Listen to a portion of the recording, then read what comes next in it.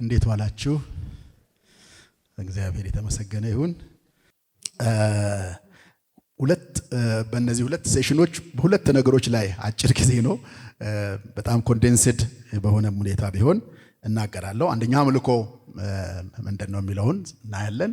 ቀጥሎ ስለ ዝማሬ ደግሞ እንዲሁ እንነጋገራለን። ይህንን ለማድረግ ባለን ጊዜ ውስጥ ሞክራለሁ። መጽሐፍ ቅዱስ የያዝን የሐዋርያው የጳውሎስ መልእክት ወደ ሮሜ ሰዎችን ተከፍቱና 12ኛውን ምዕራፍ ላይ ያለውን ምንባብ እናነባለን።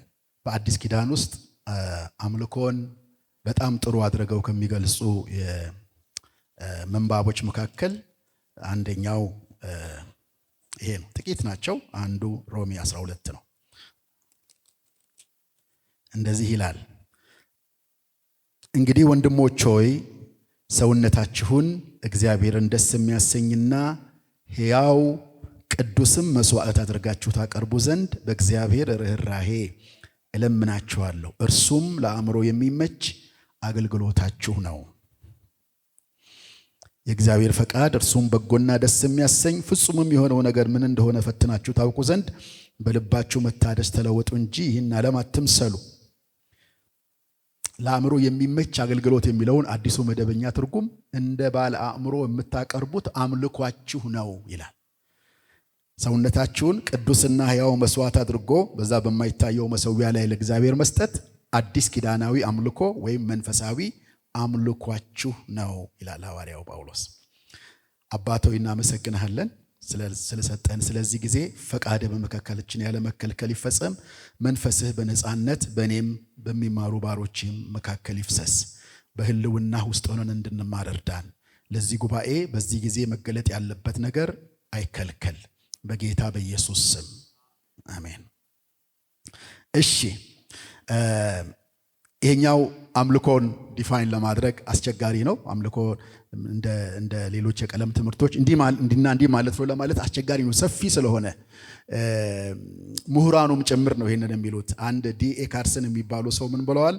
የአምልኮን ብያኔ ከምትጠይቁኝ ይልቅ ስለ ስላሴ ተናገር ብትሉኝ ይቀልኛል። ስለ ስላሴ ብያኔ ለመናገር አልቸገርም፣ መጽሐፉ ስለ ስላሴ ስለሚናገር። ጥልቅ ቢሆንም ስላሴ ግን ምንባቦች አሉ። በደንብ አድርጎ ስላሴ ምን እንደሆነ የሚገልጡ ምንባቦች አሉ። የምናየው ነገር አለ። አምልኮን በሚመለከት ግን መጽሐፍ ቅዱስ እንዲህ ስብስብ ጥንቅቅ ያለ እና እንዲህ ነው ብለን ለመናገር የሚያስችለንን ነገር አንድ ቦታ ላይ አናገኝም። የተለያዩ ቦታ ላይ የአምልኮን አንዳንድ ጎኖች የሚናገሩ ክፍሎችን እናገኛለን እና እዚህ ቦታ ላይ ሐዋርያው ጳውሎስ ለሮሜ አማኞች የአምልኮን ምንነት ይገልጥላቸዋል። በሮሜ ላሉ አይሁዶችና በሮሜ ላሉ አሕዛብ ጭምር ማለት ነው። አይሁዶቹ የብሉይ ኪዳንን የአምልኮ መንገድ ያውቃሉ። በብሉይ ኪዳን አምልኮ ለእግዚአብሔር የሚቀርበው በመስዋዕት አማካኝነት ነው። ክርስቶስ እስከተሰዋበት ጊዜ ድረስ ጥላ የሆነው ያ መስዋዕት የማቅረብ ድርጊት እግዚአብሔርን የማምለኪያ አንዱና ዋነኛው መንገድ መስዋዕት ማቅረብ ነው። ስለዚህ ከሚያውቁት ነገር ላይ ተነስቶ ነው አዲስ ኪዳናዊውን ትርጉም የሚናገረው። እንግዲህ ወንድሞች ይላል። እንግዲህ የሚለው ለምንድን ነው? ከምዕራፍ 1 እስከ 11 እግዚአብሔር በክርስቶስ ሞትና ትንሣኤ ሰርቶ የጨረሰውን ነገር ይነግራቸዋል። በእምነት ነው የጸደቅነው፣ ጌታ በሰራው ስራ እግዚአብሔር ልጆች ሆነናል የሚለውን የድነት ስለ መለኮት ጥሩ አድርጎ ከ1 እስከ 11ኛው ምዕራፍ ሲናገር ቆይቶ እንግዲህ እግዚአብሔር ይህንን ካደረገላችሁ፣ በክርስቶስ ሞትና ትንሣኤ ካጸደቃችሁ፣ በእምነት ከጸደቃችሁ፣ በእርሱ በማመን ከጸደቃችሁ፣ በክርስቶስ ደም ከታጠባችሁ፣ በመንፈሱ ከታተማችሁ፣ አሁን የምታቀርቡት መስዋዕት የበግ የበሬ አይደለም። ማንን ነው ይላቸዋል? ሰውነታችሁን ነው ቅዱስና ሕያው መስዋዕት አድርጋችሁ በዛ በማይታየው መሠዊያ ላይ ለእግዚአብሔር አኑሩት። በአዲስ ኪዳን አምልኮ ማለት እሱ ነው። አምልኮ የሚጀምረው እዛ ላይ ነው። ራስን ቅዱስና ሕያው መስዋዕት አድርጎ በመስጠት ነው ብሎ ይላቸዋል። ይሄ ወሳኝ ነው ማለት ነው። አሁን ለኛም ወሳኝ ነው። አምልኮ በምን ይጀምራል? ራሳችንን ከሰጠነው በኋላ ለእግዚአብሔር ሁለንተናችንን ስለኛ ራሱን መስዋዕት ላደረገው ጌታ እኛም ደግሞ ያውና ያንተ ነኝ፣ እጆቼ፣ እግሮቼ፣ መላው አካሌ ብልቶች በእኔ ቁጥጥር ስር ቢሆኑም ግን ላንተ መስዋዕት አድርጌ ሰጥቻቸዋለሁ ብለን ለእግዚአብሔር ኦፈር እናደርጋለን። አቅርቦ ነው የሚለው። አቅርቦ አዲስ ኪዳናዊው መስዋዕት፣ አዲስ ኪዳናዊው አምልኮ ራስን በመስጠት ይጀምራል። ከዚያ በኋላ ነው የትኛውም አገልግሎት በእግዚአብሔር ዘንድ ተቀባይነት የሚያገኘው። ራሳችንን ከሰጠነው በኋላ። ራሳችንን ካልሰጠነው አምልኮ ያከናውን አይደለንም ማለት ነው። እግዚአብሔርም አምልኮውን እንደ አምልኮ አይቀበልም ራሳችንን ካልሰጠነው። ራሳችንን ሳንሰጠው መዝሙራችንን ብንሰጠው፣ ስብከታችንን ብንሰጠው፣ ሌሎች ነገሮቻችንን ብንሰጥ እግዚአብሔር ኖ ነው የሚለው። ይህንን ደግሞ በአዲስ ኪዳን ብቻም ሳይሆን በብሉይ ኪዳንም ስንመለከት እግዚአብሔር ራሳቸውን ሳይሰጡት በሰንበት አንደኛ ናቸው መስዋዕት ለማቅረብ። እስራኤላውያን አንደኛ ናቸው። ተሰልፈው በየአይነቱ መስዋዕቱን ያቀርባሉ። መስዋዕቱን ካቀረቡ በኋላ እንደፈለጉ ነው የሚኖሩት በተቀሩት ቀናት ማለት ነው። ሰንበት ላይ ስርዓቷን ይፈጽማሉ። ከዛ ወዲህ የሉም እነሱ።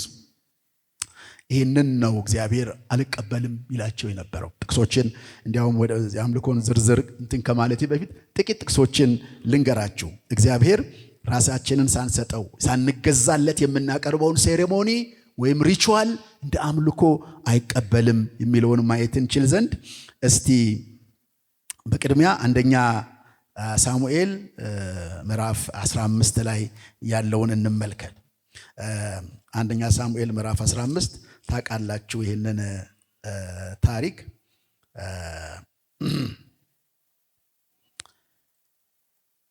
ሳኦል እግዚአብሔርን ተላልፎ መስዋዕት ላቀርብልህ ነው ትእዛዝህን የጣስኩት ብሎ አለው። እርም የተባለው ይጥፉ የተባሉ እንስሳትን እና ሰዎችን ማርኮ አይኑ የሳሳለትን ከማረከ በኋላ መስዋዕት ብሎ አቀረበ እና ሳሙኤል እንደዚህ ይለዋል፣ ለምን የእግዚአብሔርን ትእዛዝ ጣስክ? አጥፋ የተባልካቸውን አማሌቃውያንን ለምን አላጠፋህም? ክፉ አድርገሃል አለው። ምዕራፍ 15 ቁጥር 17 ጀምሮ ታገኙታላችሁ። ጥቅሱን ጻፉ፣ ኋላ ታነቡታላችሁ። እሱም እግዚአብሔርን ቃል ፈጽም ያለው በላከኝ መንገድ ሄጃለሁ፣ የአማሌቅን ንጉሥ አጋግን አምጥቻለሁ፣ አማሌቃውያንን ፈጽሜ አጥፍቻለሁ። ህዝቡ ግን ወደ ህዝቡ ነው እንትን ያለው ለአምላክ ለእግዚአብሔር በጌልጌላ ይሰዉ ዘንድ ከእርሙ የተመረጡትን በጎችና በሬዎችን ከምርኮ ወሰዱ አለው። የምፈልገው ነጥብ ቁጥር 22 ላይ ያለው ነው። ሳሙኤልም በውኑ የእግዚአብሔርን ቃል በመስማት ደስ እንደሚለው እግዚአብሔር በሚቃጠልና በሚታረድ መስዋዕት ደስ ይለዋልን ብሎ ይጠይቃል። ከዛ በኋላ እነሆ መታዘዝ ከመስዋዕት ማዳመጥም የአውራ በግ ስብ ከማቅረብ ይበልጣል። አመፀኝነት እንደ ሟርተኛ ኃጢአት፣ እልከኝነትም ጣዖትንና ተራፊምን እንደ ማምለክ ነው። እግዚአብሔርን ቃል ንቀሃልና እግዚአብሔር ንጉሥ እንዳትሆን ንቀዋል ይላል። በውኑ እግዚአብሔር ቃሉን ሰምተው በሚታዘዙት የሚደሰተውን ያህል በሚታረድና በሚቃጠል መስዋዕት ደስ ይለዋልን? መልሱ ምንድን ነው የሚሆነው? አይለውም። ይሄ እነዚህ ሬቶሪካል ኩዌስችንስ ይባላሉ። መልሳቸው የታወቀ ነው። ጸሐፊው ጥያቄውን የሚጠይቀው ስለማያቅ ሳይሆን እናንተ ሊያሳትፋችሁ ነው በሚናገረው ነገር ውስጥ እና አይለውም። ሳንታዘዘው ቃሉን ሳንታዘዝ በሱ መንገድ ሳንሄድ ሴሬሞኒውን ብናከናውንለት በሳምንት አንድ ቀን እግዚአብሔር በዛም ፕሬስድ አይሆንም፣ በዛም የሚሸወድ አምላክ አይደለም ማለት ነው። እስቲ ቀጥለን ደግሞ መዝሙር ላይ እንሄድና መዝሙር እሱ ያስገርመኛል። መዝሙር 51 ዳዊት ንስሐ የገባበት ዝማሬ ነው። አንድ ቃል እዛ ቦታ ላይ አለ። እሱ የአዲስ ኪዳን ንስሐ ነው የሚመስለኝ። መዝሙር 51 በጣም አስገራሚ የሆነ ክፍል ነው። ግን ቁጥር 17ን ነው የምፈልገው። የእግዚአብሔር እንደዚህ ይላል ቁጥር 16 እና 17 መስዋዕትን ብትወድስ በሰጠሁ ነበር። ዳዊት ነው የሚለው መስዋዕትን ብትወድስ በሰጠሁ ነበር። ለምንድን ነው ይሄን የሚለው? ነቢዩ መጥቶ እንዴት ኦሪዮንን አስገድለህ ሚስቱን ትቀማለህ ብሎ እነዚህ ሁለት ትላልቅ ኃጢአቶች ስላደረገ ዘልፎታል። ከዛ ብንን አለ። እንደኛ መንፈስ ቅዱስ በዛን ጊዜ በብሉይ ኪዳን እንደኛ አያድርም በሰው ውስጥ የሆነ ነገር እንዲያረጉ ያደርጋቸዋል። ከዛም ያው ሲመጣ ነው እንጂ እንደዚህ ከኛ ጋር ለዘላለም እንዲኖር በተባለ ሁኔታ አይደለም። እና ዳዊት ያ መልካም የሆነ የእግዚአብሔር ልብ የተባለ ሰው እንዲህ አይነት ወንጀል ፈጽሞ እንደ ትልቅ ነገር አልቆጠረው። እንዴት ታደርጋለህ ሲል ደነገጠ። ከዛ በኋላ ይህን መዝሙር ጻፈ። መዝሙር 51 እና ምን ይላል? መስዋዕትን ብትወድ በሰጠሁ ነበር፣ ለሰራሁት ኃጢአት ሰው ለመግደሌና ለአመንዘራነቴ 100,000 በጎችን ልሰዋልህ ይችላለሁ እያለ መስዋዕትን ብትወድ በሰጠሁ ነበር። የሚቃጠለው መስዋዕት ደስ አያሰኝም ማለት ይሄን እንደሚናገረው መስዋዕት ባልቀረበት ዘመን ነው። የሚያስገርመው ይሄ ነው። መስዋዕት ባልቀረበት እግዚአብሔርን የማምለኪያ ዋነኛ መንገድ መስዋዕት በሆነበት ዘመን እንኳን እግዚአብሔር መስዋዕቱን ብቻውን እንደማይቀበል ነው የሚነግረን። የእግዚአብሔር መስዋዕት የተሰበረ መንፈስ ነው። የተሰበረውንና የተዋረደውን ልብ እግዚአብሔር አይነቅም ይላል። የተሰበረና የተዋረደ ልብ እግዚአብሔር አይነቅም። ውስጥን ነው እግዚአብሔር የሚመለከተው። ውስጣችንን ስለ አምልኮም ስናስብ ብዙ ጊዜ ፐርፎርማንሱ ላይ እናተኩራለን። እግዚአብሔር ውስጥ ይመለከታል። ወደ ማንነታችን ይመለከታል። በምን አቲቲዩድ በምን ሁኔታ ነው የምናቀርበው የሚለውን ነገር እና እሱ በጣም ወሳኝ ነገር ነው። ለድርድር የማይቀርብ ነገር ነው። ሌላ ጥቅስ ደግሞ ልንገራችሁ። ኢሳይያስ ላይ ልውሰዳችሁና ኢሳይያስ 1:10 ላይ ተመሳሳይ ነገር ነው። እግዚአብሔር ራሳችንን ሳንሰጥ የምናቀርበውን መስዋዕትና አገልግሎት አይቀበልም የሚለውን ነገር ለማጽናት ነው ይህን የምናገረው። ኢሳይያስ 1:10 ላይ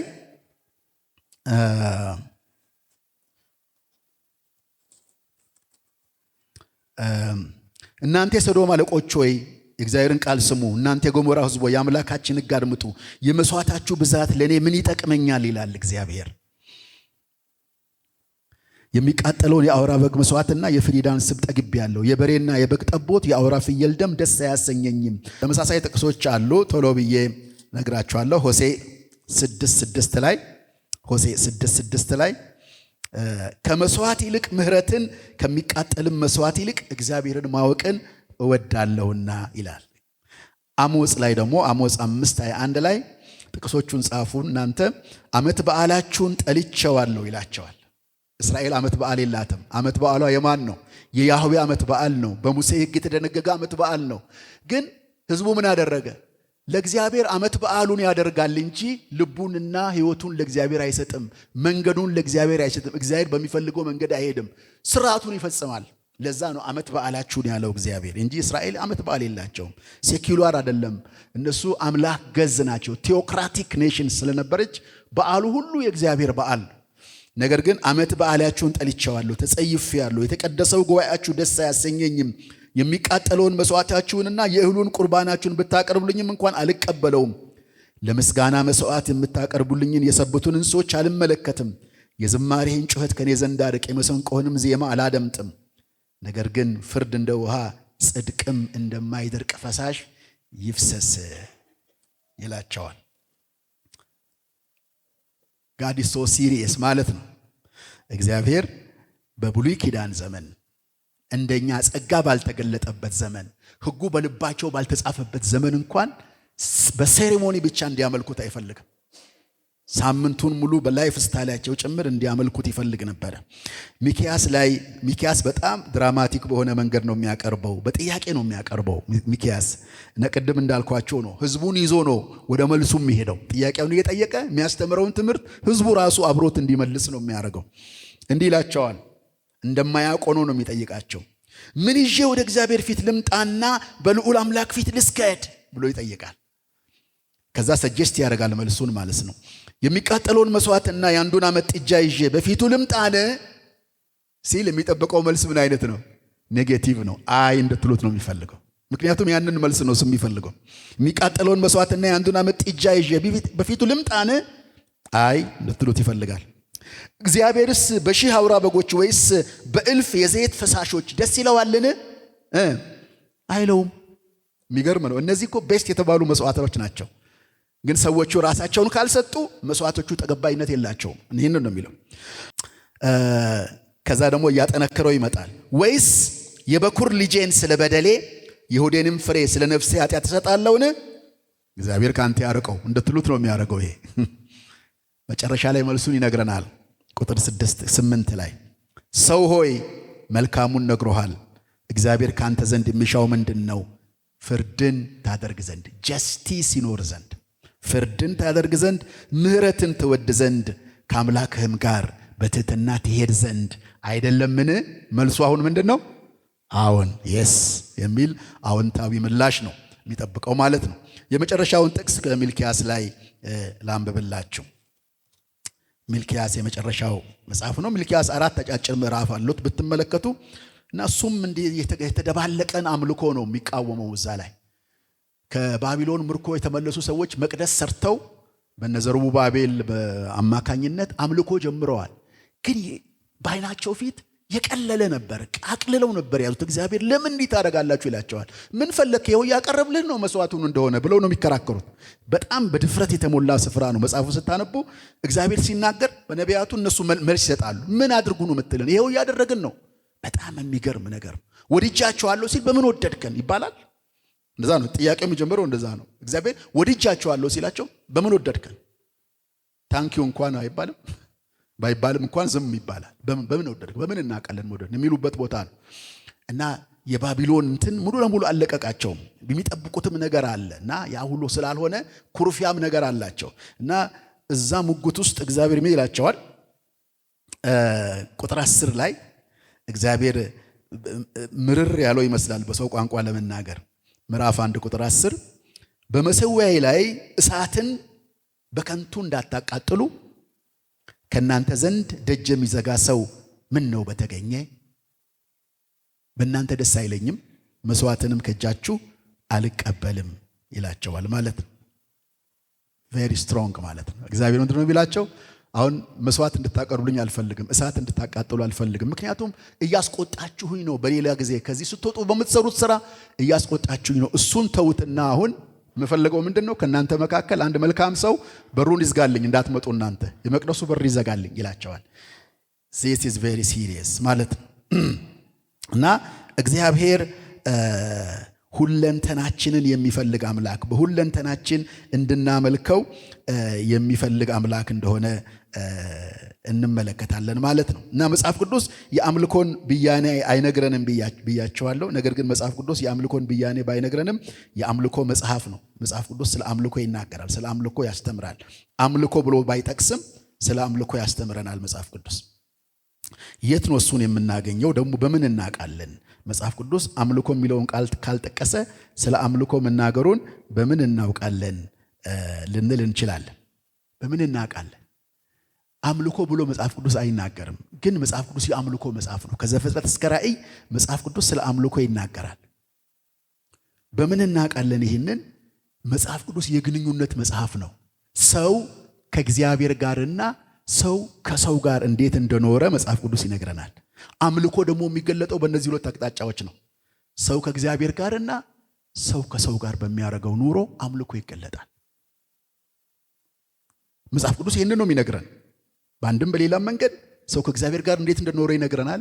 ሰው ከሰው ጋር እንዴት እንደኖረ ይነግረናል። ለምሳሌ ዘፍጥረት 4 ላይ ስንሄድ ስለ አቤልና ስለ ቃየል እናያለን። እግዚአብሔር በአቤል አምልኮ እንደተደሰተ፣ የአቤልን አምልኮ እንደተቀበለ፣ የአቤልን መስዋዕት እንዳሸተተ እንመለከታለን። ቃየን መስዋዕቱን አቅርበዋል፣ ግን በወንድሙ ላይ ቂምና ጥላቻ ውስጡ እንዳለ፣ በቀል ይዞ እንደሚያመልክ ደግሞ አይተናል። እሱን አልቀበልም እንዳለ እግዚአብሔር እናያለን። እና ስለ አምልኮ ነው እዛም ቦታ የሚነግረን። መስዋዕትም ደግሞ በእርግጥ አምልኮ በብሉይ ኪዳን የሚቀርብበት መንገድ ነው። በዛን ጊዜ እርግጥ አልተነገረም። ስርዓቱ በዝርዝር ሙሴ ነው የተቀበለው ዘጸአት ላይ እንጂ ከሙሴ በፊት የነበሩት አባቶች እግዚአብሔርን የሚያመልኩት በቃ ስሙን በተገለጠላቸው ቦታ የተገለጠላቸውን ስም ይጠራሉ፣ ቦታውን ስም ይሰይሙታል፣ ወይ ውሃ ያፈሳሉ፣ የሆነ ነገር ያደርጋሉ እንጂ የክህነቱ ስርዓት፣ የመስዋዕቱ ስርዓት፣ የመቅደሱ ስርዓት ለሙሴ ነው የተገለጠው። ከሙሴ በፊት የነበሩት እንደዛ ነው። እዚህ ጋር ለመጀመሪያ ጊዜ ነው አቤልና ቃየልን መስዋዕት ሲያቀርቡ የምንመለከተው። መጀመሪያ የመጠቀስ ሕግ በሚለው መሰረት እዛ ቦታ ምንድነው የሚለው? አይታችሁ እንደሆነ ጥቅሱ እግዚአብሔር ወደ አቤልና ወደ መስዋዕቱ ተመለከተ፣ ወደ ቃየንና ወደ መስዋዕቱ ግን አልተመለከተም የሚል ቃል ታገኛላችሁ። እሱ ወሳኝ ነው። እሱ ስፍራ ለምን ብትሉ መጀመሪያ በመጠቀስ ሕግ መሰረት አንድ ቃል መጀመሪያ የተጠቀሰበት ቦታ ያንን ቃል በሚገባ ለመረዳት ይረዳናልና። እግዚአብሔር ወደ አቤልና ለምንድነው እግዚአብሔር የአቤልን መስዋዕት ተቀብሎ የቃይንን መስዋዕት ያልተቀበለው የሚል ጥያቄ ካነሳን መጀመሪያ በተጠቀሰበት ቦታ ቁልፍ ትምህርት እናገኛለን። የአቤልን መስዋዕት ለምን ተቀበለ? ማንን ስለተቀበለ? ንገሩኝ እናንተ። ማንን ስለተቀበለ መስዋዕቱን ተቀበለ? የአቤልን እግዚአብሔር አቤልን ስለተቀበለ። እግዚአብሔር አስቀድሞ ያየው ማንን ነው? አቤልን ነው። እግዚአብሔር ወደ አቤልና ወደ መስዋዕቱ ተመለከተ ይለናል። መጀመሪያ መስዋዕት በተጠቀሰበት ቦታ ፈርስት ሜንሽን ፕሪንሲፕል ይባላል። ይሄ በስነ አፈታት ምን ማለት ነው? እሱ መጀመሪያ አንድ ቃል የተጠቀሰበት ቦታ ያን ቃል ለመተርጎም የሚረዳ መርሆ ከዛ እናገኛለን የሚል ፕሪንሲፕል አለ በስነ አፈታት ትምህርት ሕግ። እና መስዋዕት የሚለው ወይም አምልኮ በብሉይ ኪዳን መጀመሪያ በተጠቀሰበት ቦታ ምን የሚል ቃል ነው ያለው? እግዚአብሔር ወደ አቤልና ወደ መስዋዕቱ ተመለከተ፣ ወደ ቃየንና ወደ መስዋዕቱ ግን አልተመለከተም ሲል እግዚአብሔር አስቀድሞ የሚያየው መስዋዕቱን ሳይሆን መስዋዕት አቅራቢውን እንደሆነ ነው የምንረዳው ማለት ነው። ቀደም እንደተነጋገርነው ማለት ነው። ራሳችንን ከሰጠነው በኋላ ነው መስዋዕታችንን እግዚአብሔር የሚቀበለው። ህይወታችንን ሁለንተናችን ለሱ ካስገዛን በኋላ ነው እግዚአብሔር የሚቀበለው። እግዚአብሔር አምልኮን የሚቀበለው አምላኪውን ሲቀበል ነው። ከዚህ የምናወጣው ፕሪንሲፕል ማለት ነው። ከዘፍጥረት 4 አምላኪውን ካልተቀበለ አምልኮውን አይቀበልም። እግዚአብሔር አገልግሎትን የሚቀበለው አገልጋዩን ሲቀበል ነው። አገልጋዩን ካልተቀበለ አገልግሎቱን አይቀበልም። እግዚአብሔር ዝማሬን የሚቀበለው ዘማሪውን ሲቀበል ነው። ዘማሪውን ካልተቀበለ ዝማሬውን አይቀበልም እያልን እንቀጥላለን ማለት ነው። እና ወሳኝ ነው። በተለይ በአዲስ ኪዳን ይሄ ፕሪንሲፕል ወሳኝ ነው። የክርስትናን አገልግሎት ሴኩላር ከሆኑት አገልግሎቶች የሚለየው ነገር አንዱ ይሄ ነው። ሴኩላር በሆነ ስራ ውስጥ ፕሮፌሽን ውስጥ የሚፈልገው ምኑ ብቻ ነው ነገር አለቃችን የሚፈልገው ምኑን ነው? ስራችንን ነው። 8 ሰዓት ያችን አካውንቲንግ ከሆነ ፕሮፌሽናችን የአካውንቲንግ ስራችንን እንሰራ፣ ኢንጂነርስ ከሆነ ያንን፣ ጸሐፊዎች ከሆነ ጽህፈታችንን በዛች ሰዓት ነው የሚፈልጋችሁ። ወደ ቢሮ ከመግባታችሁ በፊትና ከቢሮ ከወጣችሁ በኋላ ስለምታደርጉት ነገር አለቃችሁ ጉዳዩ አይደለም። he doesn't care, that's none of his business። የሚገደው ቢሮ ላይ ምንድነው? እንዴት ነው የምትሰሩት ነው። ቢሮ ላይ ኢፌክቲቭ ከሆናችሁ ከዛ በኋላ ወንጀል ብትሰሩ መንግስት ይጠይቃችኋል እንጂ እሱ እዛ ውስጥ አይገባም ማለት ነው። አይገባም። ወደ ክርስትና አገልግሎት ስንመጣ ግን ስለምንችል አይደለም የምንዘምረው፣ ጥሩ ተናጋሪዎች ስለሆነ አይደለም የምንሰብከው። ህይወታችንን ነው የምንቆርሰው። ከጌታ ጋር ካለን ህብረት ውስጥ ነው፣ ከሱ ጋር ካለን ኢንተራክሽን ነው አገልግሎታችን የሚወጣው የሚፈልቀው። እሱን በመታዘዝ እሱን በማክበር ለሱ በመገዛት ለሱ በመኖር በሱ ስርዓት በመሄድ ውስጥ ነው አገልግሎታችን የሚፈልቀው። ህያው የሆነ አገልግሎት፣ አቅም ያለው አገልግሎት ህያው ከሆነ አምላክ ጋር ህያው የሆነ ግንኙነት እያደረግን ስናገለግል ነው ከሚል። አለበለዚያ እንዳያችሁት ነው የሚለው እግዚአብሔር። ብዙ ጥቅሶችን ልንመለከት እንችላለን። አምልኮ የሚለው ቃል ሳይጠቀስ ለምሳሌ ስለ ሄኖክ አካሄዱን ከእግዚአብሔር ጋር አደረገ፣ እግዚአብሔርም ስለወሰደው አልተገኘም ይላል። ሄኖክ አካሄዱን ከእግዚአብሔር ጋር አደረገ የሚለው ቃል ምን ብለን ልንተረጉመው እንችላለን? ሄኖክ እግዚአብሔርን በኑሮው አመለከው ማለት እንችላለን። አካሄዱን ከእግዚአብሔር ጋር አደረገ ማለት አምልኮ የሚለው ቃል አልተጠቀሰም፣ ግን ስለ አምልኮ መጽሐፍ ቅዱስ እየነገረን። ሰው ሁሉ መንገዱን አበላሽቶ በነበረበት ዘመን እግዚአብሔር ስለ ኖህ እንደዚህ ይላል፣ ኖህ ግን በእግዚአብሔር ፊት ሞገስን አገኘ። አመለከ እግዚአብሔርን ማለት ነው። በእግዚአብሔር መንገድ በእግዚአብሔር ትእዛዝ ሄደ። እግዚአብሔር የኖህን አምልኮ ተቀበለው ማለት ነው። ኖህ ግን በእግዚአብሔር ፊት ሞገስን አገኘ ይለናል። ሌሎችንም ብዙ ጥቅሶችን መመልከት እንችላለን። መጽሐፍ ቅዱስ አምልኮ የሚለውን ቃል ሳይጠቅስ ስለ አምልኮ ይናገራል። አብርሃምን እግዚአብሔር ከዘመዶች ከአባት ቤት ተነሳና እኔ ወደማሳይ ምድር ሂድ ሲለው አብርሃም ብድግ ብሎ ነው ሄደው። ማቄን ጨርቄን ሳይል ተነስቶ ነው ሄደው። አመለከው ማለት ነው። ገና በደንብ ሳያውቀው ጣዖት አምላኪ ማህበረሰብ ወጥቶ መጀመሪያ ለሰማው ድምፅ ታዘዘ። ሁሉን ነገር ትቶ ወጣ። አብርሃም ያደረገው ነገር አስገራሚ ነገር ነው። እግዚአብሔርም ለምን አዘዘው? ለምን ልጅን ሰዋልኝ አለው። አብርሃም እግዚአብሔርን የሚያውቀው ልጅ የሰው መስዋዕት ሲቀበል አይደለም። ግራም ያጋባ ጥያቄ ነው። ግራም ያጋባ ፕላስ ይስሐቅ ማለት የአብርሃም ቢዝነስ አይደለም። ይስሐቅ ማለት የእግዚአብሔር አጀንዳ የታመቀበት ሰው ነው። ዓለምን የሚባርክበት የዓለም ሕዝብ ሁሉ ባንተ ይባረካሉ ያለበት ክርስቶስ የሚመጣበት ዘር ነው። የእግዚአብሔር አጀንዳና ፕሮግራም ነው እና በጣም ግራ የሚያጋባ ነገር ነው የታዘዘው እና አብርሃም ግራ ሳይገባው አልቀረም። መጽሐፉ ደግነቱ ምንም ነገር አይናገርም፣ አንድ ነገር አይናገርም። እዛ ቦታ ነው ምን አለ ትንሽ ቢገልጽልን ኖሮ ምን እንደተሰማው ብዬ። አንዳንዴ ፊልም ሲሰሩ ሰዎች ይጨምሩበታል። ጸጉሩን ሲነጭ እንትን ሲል ምናምን ያሳያሉ። የአብርሃም ልጅን ሰዋ ሲባል መጽሐፉ ምንም አይልም። እግዚአብሔር አዘዘው፣ ማለዳ ተነሳ ይላል። ፕሮምፕት ኦቢዲየንስ። ወዲያው ማለዳ ተነሳ፣ ልጁን ያዘ፣ አህዮችን ያዘ፣ መስዋዕት ያዘ፣ ቢላ ያዘ፣ እንጨት ያዘ፣ እሳት ያዘ፣ 2 አገልጋዮች ያዘ። ይስሐቅን ይዞ እግዚአብሔር ወዳለው ቦታ ጉዞ ጀመረ።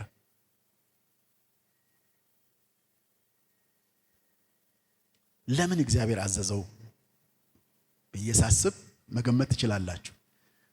ይሄ ልጅ እያደገ ሲመጣ አብርሃም እያረጀ ነው የመጣው። በእግዚአብሔር በታምራት የሰጠው ልጅ ነው። ልቡ በልጁ ፍቅር ሳይጣበቅ አልቀረም ብዬ አስባለሁ። ሰጪውን አስወጥቶ ወደ ልቡ ሙሉ ለሙሉ ልጁን ሳያስገባ አልቀረም። ልጁ ጣዖቱ ሳይሆንበት አልቀረም እና ሌሊትና ቀን ይሄ ሽማግሌ በዚህ ልጅ ፍቅር ምናልባት ቅዱስ ባልሆነ ፍቅር ማለት ነው። ቅዱስ ባልሆነ ፍቅር ስላችሁ ከእግዚአብሔር በላይ የምንወደው ነገር ሁሉ ጣዖት ይሆናል። አንዱ አምልኮ መገለጫ ይሄ ነው። አምልኮ አንዱ በምንወደው ነገር ከልክ በላይ በምንወደው ነገር መጠን ያለፈ ፍቅር አምልኮ ነው እና አብርሃም ልጁን ወደ አምልኮ ደረጃ በአምልኮ ደረጃ ሲወደው እግዚአብሔር ልጁንም ለማትረፍ አባትየውንም ለማትረፍ የምትወደውን አንዱን ልጅህን ይዘህ ሰዋልኝ አለው። አሰቃቂ ትእዛዝ ነው። ከባድ ትእዛዝ ነው። አብርሃም ሄደ። ደግሞ መንገዱ ቶሎ ቢሆን ጥሩ ነበር። 3 ቀን ነው የተጋዘው። መንገድ ላይ ደግሞ ልጁ ሆድ የሚያባባ ጥያቄ ጠየቀው። አባ እሳቱ አለ፣ ቢላዋው አለ፣ እንጨቱ አለ፣ የመስዋዕቱ በግ ወዴት ነው የሚል ጥያቄ። ድንገተኛ ጥያቄ ነው። አብርሃም አልጠበቀም። አፉ ላይ የመጣለትን ተናገረ። ልጄ የመስዋዕቱን በግ እግዚአብሔር ያዘጋጃል አለ። አንዳንዶች ይህንን በመመስረት አብርሃም እኮ ልጁን እንደሚሰዋ ያውቅ ነበረ ይላሉ። የሚያውቅ ይመስላችኋል? ስለሚያውቅ ነው እንደዛ ያለው አይደለም። ካወቀ ከነዚህም ነገሮች በኋላ እግዚአብሔር አብርሃምን ምን አደረገው ነው የሚለው? ፈተነው አይደል? ፈተና ከታወቀ ፈተና ይሆናል እንዴ? አይሆንም። መንግስት ብዙ ሚሊዮን ብር አውጥቶ ፈተና እንደገና የሚሰጠው ሲሰረቅ ለምንድን ነው? ከታወቀ ፈተናው ፈተና ይሆናል። አብርሃም አያውቅ። ይህን ያለው ድንገት ነው። አይዞህ እግዚአብሔር እንዲህ ያደርጋል። አንድም ልጆቻችንን ሲጠይቁን እኔ በዛ መንገድ አልፌያለሁ። አስቸጋሪ በሆነ ሁኔታ አልፌያለሁ። ለአገልግሎት ስወጣ ስራዬን ትቼ አባባ የት አለ የክሪስማስ ምናምን ይሉኝ ነበር። ልጆቼ በጣም ትናንሾች ነበሩ የዛን ጊዜ። እግዚአብሔር ያደርግላቸዋል። ይሄ ምንድን ነው? እግዚአብሔር ያደርግላቸዋል። ይሄን የምለው እግዚአብሔር እንደሚያደርግ አውቃለሁ። ለእነሱም ግን መልስ መስጠት ስላለብኝ ነው። አብርሃም እግዚአብሔር ያዘጋጃል ሲል ለልጁ ወዲያው አንድ ነገር ልሰዋህ ነው ማለት አይችልም። ከባድ ነው እና እግዚአብሔር ያዘጋጃል አለ። ሄዱ፣ ደረሱ። ከዛ በኋላ ሎሌዎቹ ምን አላቸው? እኔና ልጄ ወደዛ ሄደን ምን እናደርጋለን? እንሰግዳለን፣ ሻካ እናደርጋለን። ማለት በአክብሮት መደፋት ማለት ነው። ሻካ ማለት የአምልኮ የሚለውን ቃል የሚተረጉመው በብዙ የሚተረጉመው በዚህኛው ዕብራይስጥ ቃል ነው። ሌሎች ቃሎችም አሉ፣ ግን ይሄ ነው። ከዛ አብርሃም ልጁን ይዞ ሄደ። ቢላዋውን አነሳ። እግዚአብሔር ጮኸ፣ አብርሃም አብርሃም፣ ልጅ ላይ አንዳች ክፉ ነገር እንዳታደርግ እንደምትፈራኝ አውቄአለሁ። አንድ ልጅህን ለኔ አልከለከልከኝምና። እግዚአብሔር አብርሃምን የሚባርክበት ቃላት ሁሉ ሲያጥረው እንመለከታለን።